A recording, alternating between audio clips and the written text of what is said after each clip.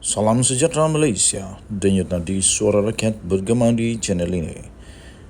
Jangan lupa tekan butang subscribe, like dan share. Malaysia kita punya, cintai Malaysiaku, kita jaga kita.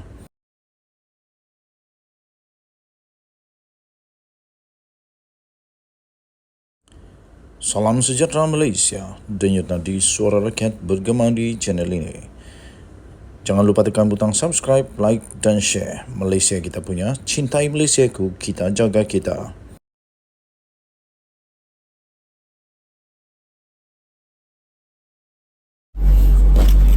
Salam sejahtera Malaysia, denyut nadi suara rakyat bergema di channel ini. Sekali lagi, nasib baik Haraka Daily. Haraka Daily nasib baik dia tarik balik. Kenyataannya. Kalau tidak, kena saman lagi.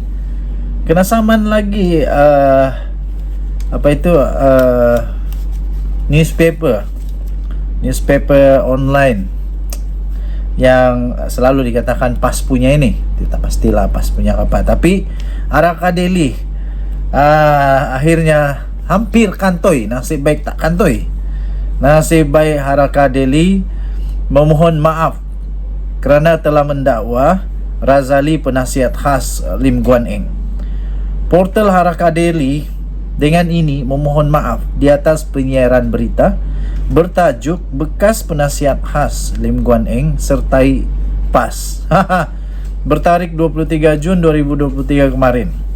Editorial Haraka Daily dimaklumkan pengenalan serta jawatan dinyata serta disenaraikan kepada Razali sebagai ditulis dalam berita tersebut adalah tidak benar. Nah, baru tahu, itulah. Saya punya nasihat mudah saja. Sebelum nak laporkan sesuatu, siasat dulu. Nanti sendiri yang kena. Yang kantoi malu sendiri juga. Editorial Haraka Daily hanya menggunakan rekod sedia ada dan tidak mengemaskini kesahihan berkenaan.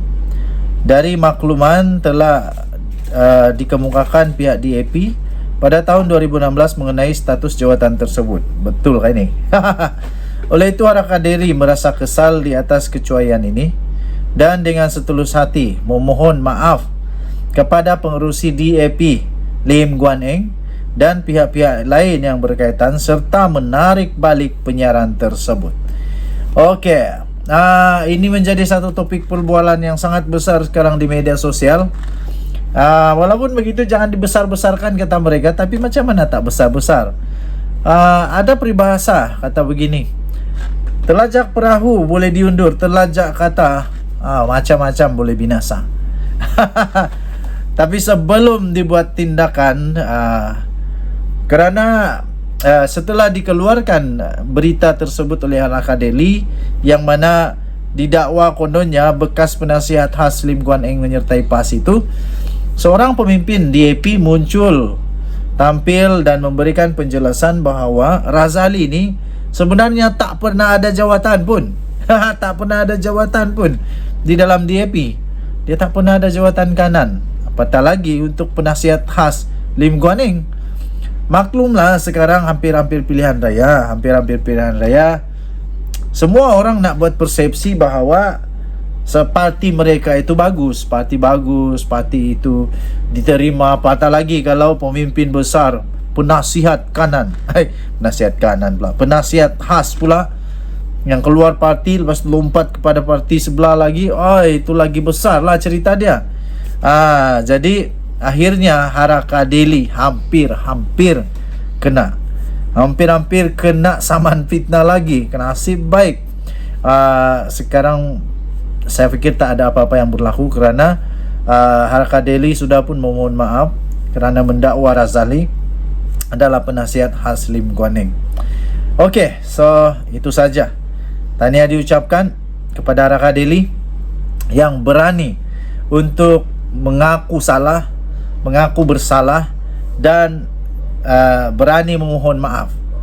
Jadi sekali lagi harap-harap selepas ini tak ada lagi kesilapan mudah begini boleh berlaku lah. Kita jumpa lagi, bye bye. Salam sejahtera Malaysia, Denyut Nadi, suara rakyat bergema di channel ini. Isu tentang serang menyerang di antara pemimpin-pemimpin UMNO dan DAP, saya fikir susahlah untuk selesai. Tapi biasalah kan, lagi sedangkan lidah lagi tergigit, ini kan pula hanya kawan-kawan dalam satu persepakatan di dalam satu kerajaan perpaduan, biasalah. Tapi terbaru ada satu artikel daripada Sahbudin.com.net. Kenapa tidak Isham Jalil saja yang cadangkan supaya UMNO berpisah dengan DAP? Wow, seorang ahli Majlis Kerja Tertinggi MKT UMNO, Isham Jalil, sambil membidas bekas ahli Parlimen Damansara dari DAP iaitu Tony Puah kerana menggelar BN sebagai pakatan korup, turut mencadangkan agar DAP segera meninggalkan UMNO.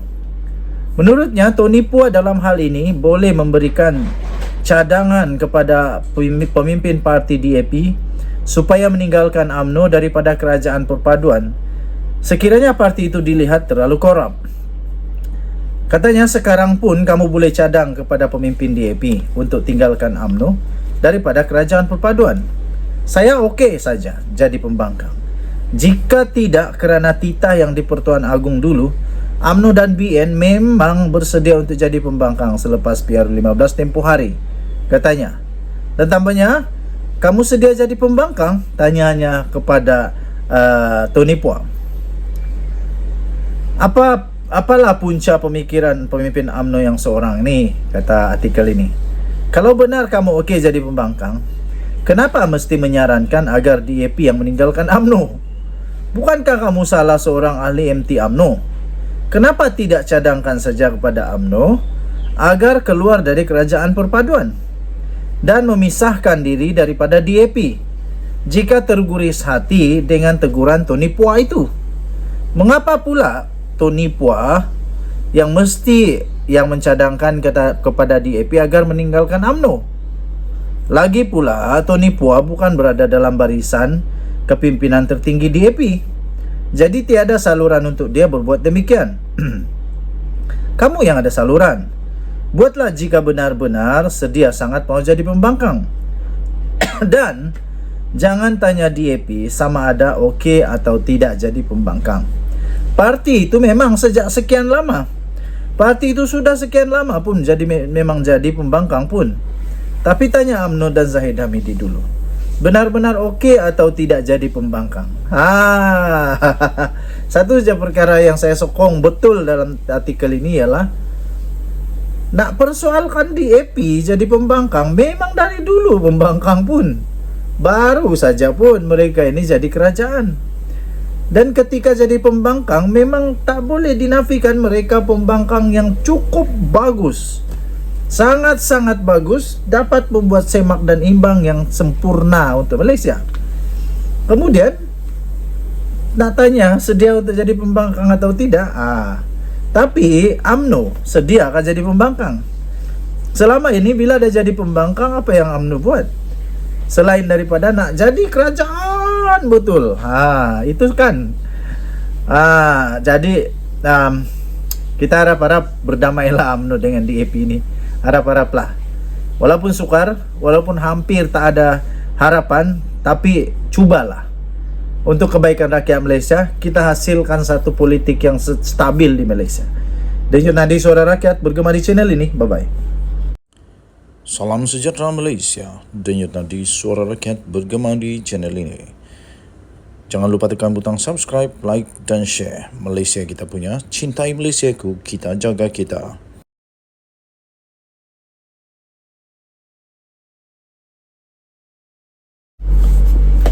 Salam sejahtera Malaysia, Denyut Nadi, suara rakyat bergema di channel ini. Akhirnya setelah lama menyepi, tak banyak bersuara sangat, akhirnya muda parti yang bosnya Syed Saddiq akhirnya muncul dengan satu keputusan pengumuman yang pasti mengejutkan. Muda mengumumkan akan bertanding secara solo di semua 6 negeri. Wow. Muda mengumumkan bahawa ia akan bertanding sendiri di semua 6 negeri pada pilihan raya PRN akan datang. Presidennya iaitu Syed Saddiq Syed Abdul Rahman menjelaskan bahawa mereka beranggapan dua blok politik sedia ada tidak mencukupi. Katanya muda akan bertanding dalam PRN menggunakan kekuatan parti politik sendiri, kata Syed Saddiq pada satu sidang media di Petaling Jaya pada hari ini. Pada Oktober yang lalu, muda menyertai Pakatan Pilihan Raya dengan Pakatan Harapan untuk pilihan raya umum ke-15. Pada masa itu, Presiden PKR Anwar Ibrahim berkata, muda tidak dijadikan sebagai parti komponen kepada Pakatan Pembangkang pada ketika itu kerana ia memerlukan kelulusan Jabatan Pendaftaran Pertubuhan ROS. Sebelum itu, parti itu turut telah bekerjasama dengan DAP dan Amanah untuk pilihan negeri Johor pada 2022. Ketika disoal sama ada pergeseran dengan PH, ada kaitan dengan rundingan peruntukan kerusi, Syed Saddiq menafikan perbincangan seumpama itu berlaku antara gabungan itu dan muda. Katanya, sebab itu muda membuat pendirian untuk fokus kepada politik baru. Katanya, tiada guna kita diberi kerusi atau jawatan dalam kerajaan atau jawatan selepas pilihan raya negeri, tetapi kemudian perjuangan rakyat dilupakan, tambahnya. Syed Saddiq mengecam bekas sekutu mereka yang menurutnya mengingkari janji pilihan raya apabila memegang kuasa dengan menyatakan bahawa jika mereka mengekalkan mandat yang dicadangkan, muda tidak perlu bertanding dalam PRN. Dia menjelaskan bahawa politik baru yang dibawa oleh muda akan melangkaui parti dan akan berkisar kepada keperluan dan prinsip rakyat. Sementara itu, Syed Saddiq mendedahkan pengarah dan timbalan pengarah parti masing-masing iaitu Ketua Penerangan Lukman Long dan Exco Pusat Aini Hazikah. Dia juga berkata bahawa kempen politik muda terutamanya akan bersifat maya, seperti menganjurkan siaran langsung dan sesi town hall dalam talian di media sosial. Bagaimanapun, tambah Syed Saddiq, masih ada usaha kempen di semua 6 negeri, iaitu di luar bandar tanpa sambungan internet. Syed Saddiq juga mengelak daripada mendedahkan status rundingan peruntukan kerusi dengan parti dengan menyebut butiran ini akan diumumkan secara berperingkat semasa tempo kempen mereka. Denyut nadi suara rakyat bergema di channel ini. Jangan lupa tekan butang subscribe, like dan share. Malaysia kita punya. Cintai Malaysiaku, kita jaga kita. Bye-bye. Salam sejahtera Malaysia. Denyut nadi suara rakyat bergema di channel ini. Sekali lagi, nasib baik Harakah Delhi.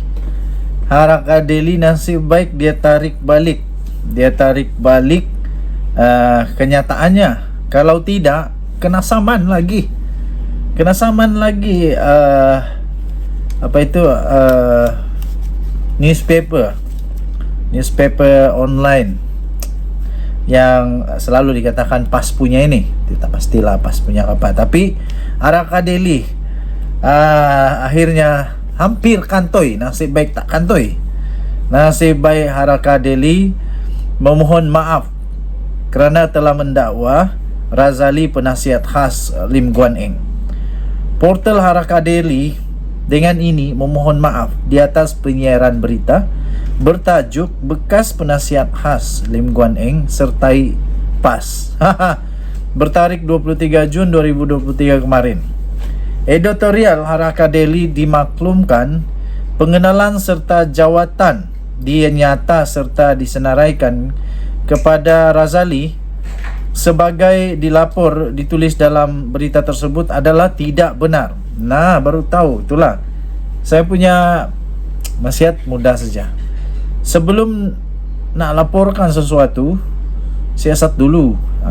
Nanti sendiri yang kena, yang kantoi malu sendiri juga.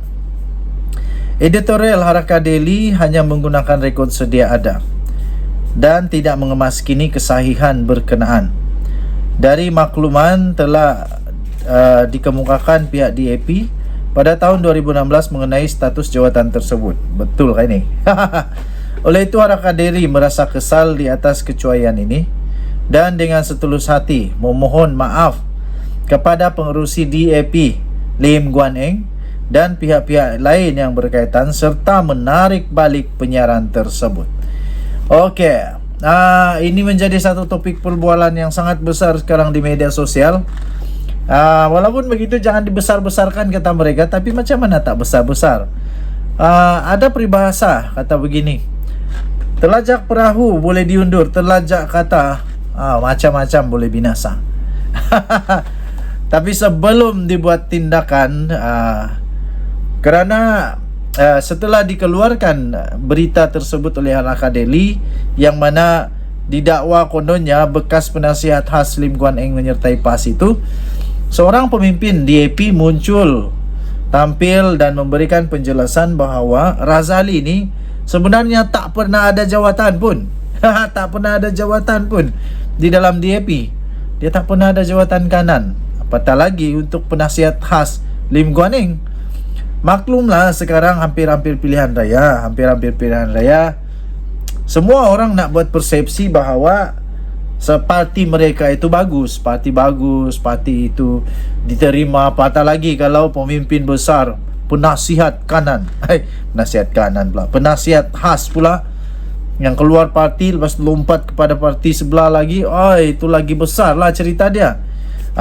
Jadi akhirnya Harakah Daily hampir kena saman fitnah lagi. Nasib baik sekarang saya fikir tak ada apa-apa yang berlaku kerana Harakah Daily sudah pun memohon maaf kerana mendakwa Razali adalah penasihat khas Lim Guan Eng.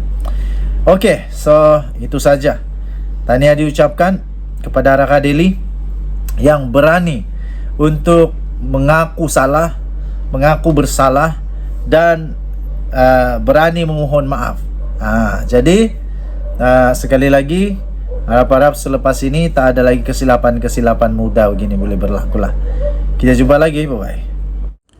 Salam sejahtera Malaysia. Denyut nadi suara rakyat bergema di channel ini.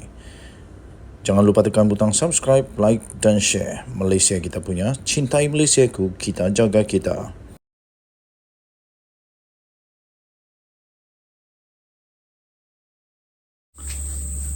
Salam sejahtera Malaysia, denyut nadi suara rakyat bergema di channel ini. Pada hari ini, Mahkamah telah pun memutuskan bahawa Zuraida Kamarudin perlu membayar 10 juta ringgit Malaysia kepada PKR. Sekarang baru tahu, jangan main-main. Patutlah dia dapat gelaran Queen of Qatar. Kali ini dia pula dapat gelaran pertama, kena saman 10 juta kerana telah melompat keluar daripada parti PKR. Mahkamah mengesahkan, memerintahkan Zuraida untuk membayar sebanyak 10 juta ringgit Malaysia kepada PKR. Mahkamah Sivil telah memerintahkan Zuraida Kamarudin untuk membayar sebanyak 10 juta ringgit kepada PKR kerana beliau berpaling tadah daripada parti itu selepas menang kerusi Parlimen Ampang buat kali ketiga pada pilihan raya umum ke-14 yang lalu. Mahkamah Tinggi Kuala Lumpur pagi ini membenarkan tuntutan mahkamah iaitu bon sebanyak 10 juta ringgit daripada PKR terhadap bekas menteri itu yang kehilangan kerusi Ampang kepada wakil PKR iaitu Rudzia Ismail pada PRU 15 tahun lepas. Peguam parti itu, Navpreet Singh, mengesahkan keputusan yang telah disampaikan oleh Hakim Mahkamah Sivil iaitu Akhtar Tahir selepas semasa prosiding dalam tarian. Kata kenyataan itu, mahkamah membenarkan tuntutan plaintiff yang meminta supaya defendant untuk membayar sebanyak 10 juta ringgit Malaysia kepada pihak di bawah bon itu, katanya. Tambahnya lagi, mahkamah mendapati bon itu adalah kontrak yang sah dan mengikat.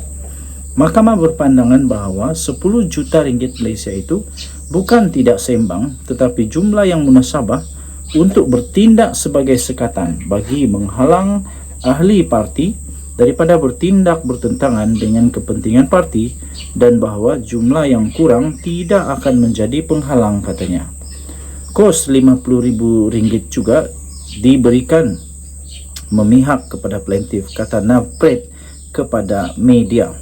Semasa perbicaraan penuh tindakan sivil itu pada 29 Mac yang lalu, Setiausaha Agung PKR yang juga sekarang ini adalah Menteri Dalam Negeri, Saifuddin Nasution Ismail, memberi keterangan bahawa Zuraida menang kerusi Ampang kerana beliau bertanding di bawah panji parti dan bukannya di atas kekuatan sendiri. Di mahkamah perbicaraan pada 30 Mac, Zuraida memberi keterangan bahawa dia tidak mengetahui butiran bon sebanyak 10 juta ringgit itu dan mendakwa dia dipaksa menandatanganinya sebelum bertanding di kawasan parlimen itu. Zuraida merupakan bekas naib Presiden PKR yang kemudiannya menyertai Bersatu dan selepas itu menyertai Parti Bangsa Malaysia PBM, serta kini terlibat dalam pertikaian dengan Presiden PBM iaitu Larry Sang. Denyut nadi suara rakyat bergema di channel ini. Nampaknya bankrupt lah poket Zuraida Kamarudin sekarang ini. Itulah selalu orang kata apa, karma is real, dan kadang-kadang karma itu segera, kadang-kadang lambat, dan kadang-kadang juga karma hanya tiba bila nanti kiamat. Kita tunggu nanti apa berita seterusnya yang akan menyusul, apa pula yang akan dilakukan oleh Zuraida. Adakah dia akan merayu sehingga ke Mahkamah Persekutuan? Kita nantikan. Bye-bye.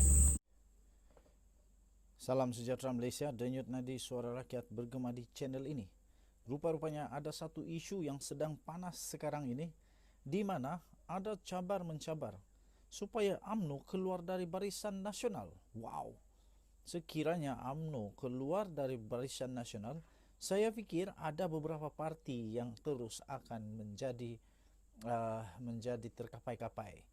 MIC contohnya, MCA pun terkapai-kapai, dan beberapa lagi komponen dalam Barisan Nasional pasti terkapai-kapai kerana amat memerlukan bantuan daripada UMNO. Walaupun begitu, di malaysiakini.com baru saja diterbitkan lebih kurang 15 minit yang lalu, MIC cabar Lokman untuk bawa resolusi keluarkan UMNO dari Barisan Nasional.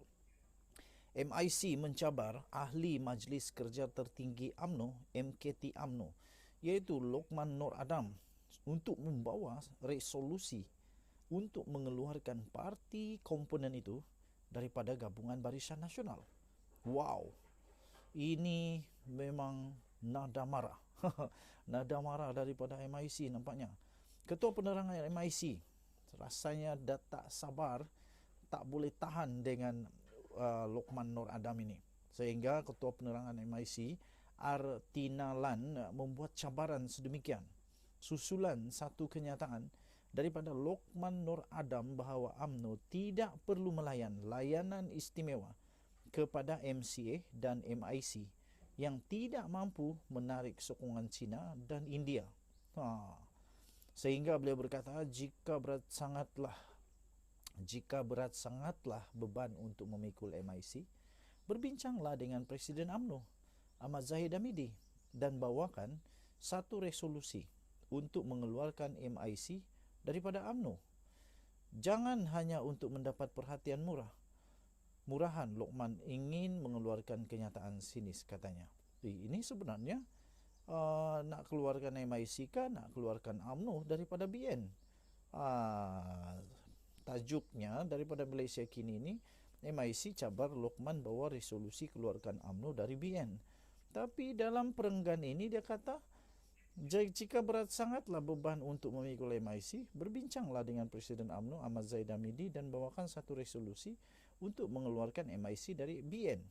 mana satu yang betul ni, MIC keluarkah BN ataupun UMNO, ataupun tak pastilah, nanti kita tengoklah laporan seterusnya. Jangan hanya untuk mendapat perhatian murahan, kata Luqman ingin mengeluarkan kenyataan sinis. Beliau sendiri tidak mampu untuk menang dalam pilihan raya yang ditandinginya, ingin pula mengata orang lain, katanya. Dia berkata demikian ketika mengulas wawancara Luqman dengan sebuah portal yang mengatakan MCA dan MIC perlu membuktikan mempunyai sokongan pengundi bukan Melayu untuk bertanding dalam pilihan raya negeri PRN. Tetapi sampai bila kita nak pikul biawak tu? Wah, ini kata siapa ni? Kalau kita ada sahabat yang setia, tak ada masalah. Selama mereka ini kalah 2008 sehingga 2018, mereka tetap menjadi menteri walaupun mereka tak ada kerusi, katanya. Tetapi mereka mengkhianati kita. Kita perlu fikir juga bahawa perlu rakan kongsi yang boleh sama-sama saling menyumbang, katanya. Kata Luqman Nur Adam lagi, takkan kita saja sumbang kepada mereka dan mereka tidak menyumbang, kata Luqman dalam wawancara itu. Bagaimanapun, Tinalan mendakwa UMNO adalah punca sokongan pengundi India dan China merosot kepada BN. Sehinggalah pada tahun 2007, kami telah menyumbang dengan penuh kepada BN sehingga tindakan beberapa pemimpin UMNO yang telah mengguris sentimen masyarakat India, katanya. Tambahnya lagi, MIC dilabelkan sebagai hamba UMNO dan parti itu juga tidak mengambil apa-apa tindakan untuk memperbetulkan keadaan sehingga Najib Razak menjadi Perdana Menteri, katanya. Katanya lagi, MIC tidak terkejut dengan kenyataan Luqman yang didakwa sebagai katak politik. Katanya lagi, memang susah untuk kami mengharapkan ikatan kekeluargaan yang sama daripada Luqman yang merupakan bekas ahli PKR yang dipecat. Ia agak kelakar apabila katak politik pula menuding jari kepada orang lain, katanya lagi. Luqman Nur Adam merupakan ahli UMNO dari 1991 sebelum bertindak masuk ke PKR pada tahun 1999, sebelum dipecat pada 2004. Dia kembali bersama UMNO pada 2006 sehingga 2020 sebelum dilucutkan keahlian pada Februari 2020. Namun, dia kembali menjadi ahli pada 30 September 2021 selepas rayuannya untuk menyertai kembali UMNO diterima oleh parti. Denyut nadi suara rakyat bergema di channel ini. Jangan lupa tekan butang subscribe, like dan share. Bye-bye.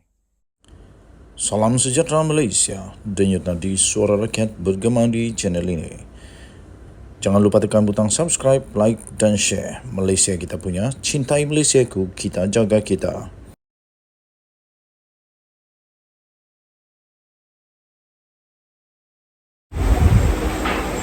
Salam sejahtera Malaysia, denyut nadi suara rakyat bergema di channel ini. Timbul satu persoalan, adakah Khairy Jamaluddin akan dilantik menjadi menteri di dalam kabinet ini? Ataupun beliau akan diberikan satu jawatan yang sama taraf, sama tinggi nilainya, sama gajinya dengan menteri penuh? Itu kerana pertemuan beliau dengan pakar-pakar politik negara Malaysia, pakar-pakar ekonomi negara Malaysia. Yang mana Khairy Jamaluddin ini bukanlah seorang pakar ekonomi, tetapi beliau tetap dipanggil. Sebab itu sekarang menjadi buah mulut, tanda tanya, dan juga menjadi satu yang heboh di seluruh Malaysia. Adakah Khairy Jamaluddin akan ditawarkan bakal menjadi menteri di dalam kabinet ini? Dan ada satu artikel yang saya ingin bacakan kepada anda daripada Syabuddin.com.net dengan tajuk Warna-Warni KJ dengan Anwar. Siapa untung jika beliau diberi jawatan? 18 Jun 2023. Di sebalik riuh rendah yang orang ramai bercakap mengenai Khairy Jamaluddin dalam perjumpaan bersama beberapa ahli ekonomi dengan Anwar Ibrahim pada Jumaat yang lalu, yang lebih banyak diperkatakan akhirnya ialah apa akan jadi kepada bekas Menteri Kesihatan itu selepas ini. Ada yang mengatakan beliau akan diberi jawatan menteri dalam tempoh terdekat ini. Yang lain pula menyatakan Khairy atau KJ akan dijadikan sebagai penasihat khas bertaraf menteri kepada Perdana Menteri.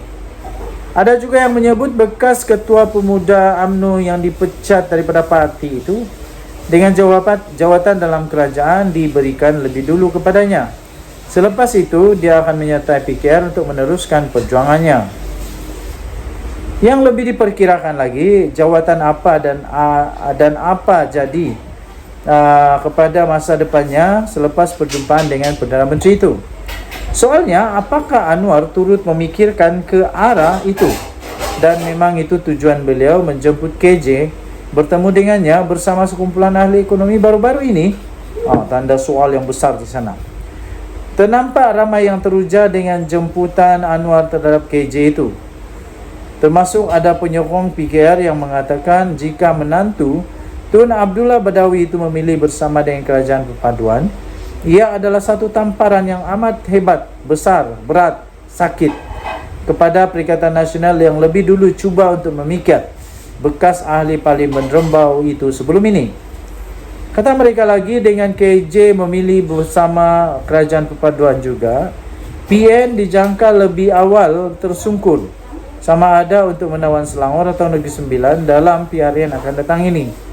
Menyelak kembali sejarah masa lalu, hubungan Anwar dengan KJ sebenarnya bukanlah baru, walaupun hubungan mereka ada warna-warninya yang tersendiri. Lama sebelum menceburi dunia politik, KJ dikatakan sebagai peminat Anwar sejak beliau belajar di luar negara lagi. Ketika Anwar dibebaskan daripada penjara pada tahun 2004, melalui keputusan Mahkamah Persekutuan yang mendapatinya tidak bersalah dalam kes liwat 1, KJ yang ketika itu merupakan menantu Tun Abdullah Ahmad Badawi telah berkunjung ke rumah Anwar di Bukit Damansara berkaitan urusan pasport yang dipohon agar dipercepatkan. Ia bagi tujuan untuk Anwar segera menjalani rawatan tulang belakang di Jerman selepas pembebasannya itu. Sejak itu, selain peranannya mengetahui apa yang disebut sebagai budak-budak tingkat 4 menjadi bualan, nama KJ terus hangat diperkatakan berhubung pengaruhnya dalam kerajaan sambil beliau sendiri terus meneliti tangga demi tangga dalam kirimnya bersama UMNO.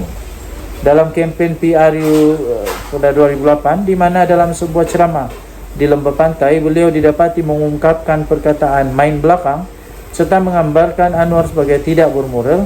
KJ telah disaman fitnah oleh Anwar. Saman itu diputuskan pada 2017 oleh Mahkamah Tinggi di mana KJ didapati bersalah dan diarah membayar RM210,000 Malaysia kepada Anwar. Mahkamah Rayuan pada 2018 kemudian juga mengesahkan keputusan Mahkamah Tinggi itu. Sehingga pada tahun 2022 di mana KJ sendiri Salam sejahtera Malaysia, denyut nadi suara rakyat bergema di channel ini. Okey, PRN semakin menghampiri. Satu demi satu, kerajaan negeri mulai memberitahu bila akan bubar dan satu demi satu parti mulai mendedahkan siapa bakal menjadi menteri besar jika menang. Di Selangor, menjadi misteri adakah Azmin Ali akan mampu untuk jadi menteri besar Selangor semula. Sedangkan pada pilihan raya yang lalu dia kalah teruk. Rakyat tak terima dia. Rakyat tolak dia. Dan kali ini adakah dia akan berjaya untuk dapatkan semua Selangor? Habislah kali ini. Kerana Muhyiddin memberikan kenyataan bahawa jadi kewajipan untuk Azmin Ali untuk memberi Selangor kepada Perikatan Nasional. Perikatan Nasional meletakkan harapan besar kepada pengerusi negeri, iaitu Mohammed Azmin Ali untuk memberikan hadiah kemenangan kepada gabungan itu dalam pilihan raya PR yang akan datang. Pengerusi PN iaitu Tan Sri Mahyadin Yassin berkata demikian, meskipun parti mereka adalah parti miskin, gerak kerja mereka akan memastikan kemenangan buat gabungan itu. Di sinilah kita tengok macam mana PN boleh menangkah tanpa banyak wang. PN banyak menangkah tanpa banyak dana. Sebab dulu ramai orang kata PN menang banyak kerana duit banyak. Tak tahulah mereka pakai apa dengan tu duit, tapi mereka kata banyak duit. Tapi sekarang ini PN betul dan bersatu tak banyak duit. Sampai Muhyiddin kata parti miskin. Parti kita adalah parti miskin, kata Muhyiddin. Tapi gerak kerja kita adalah strategi untuk menang. Kita tengoklah kali ini. Ini yang siok lah. Ini yang siok akan ditengok. Kalau betul-betul PN menang tanpa jadi parti kaya raya, itu memang betul-betul original punya menang. Jadi kita tengoklah. Katanya menjadi kewajipan untuk Azmin memberi Selangor kepada kita. Katanya ketika berucap dalam Majlis Pelancaran Jentera Pemuda PN Shah Alam lewat petang tadi. Adakah Azmin ini betul boleh membawa kemenangan kepada Selangor, kepada PN di Selangor? Ataupun dia adalah puncak pada kekalahan pula nanti? Untuk rekod, pada 21 Mei lalu, Azmin berkata dia tidak akan bertanding pada PRN kerana ingin berehat.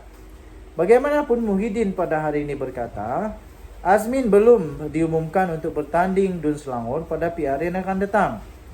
Dia belum umum tanding ke tak tanding, katanya. Azmin pernah menjadi Menteri Besar Selangor bagi Kerajaan Pakatan Harapan di antara September 2014 sehingga Jun 2018. Dia yang pernah menjadi timbalan Presiden PKR kemudian melepaskan jawatan tersebut untuk menyertai Kabinet Dr. Mahathir Mohamad.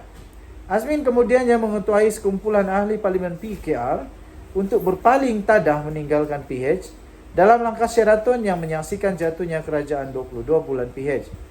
Dia kemudian dilantik menjadi Menteri Kanan dalam Kabinet Muhyiddin Yassin dan Ismail Sabri Yaakob. Azmin tewas di kerusi Parlimen Gombak pada PRU ke-15 pada November tahun lalu kepada Menteri Besar Selangor Amiruddin Syari. Azmin bagaimanapun masih menjadi adun untuk bukit antarabangsa. Denyut nadi suara rakyat bergema di channel ini. Kita jumpa lagi. Bye-bye.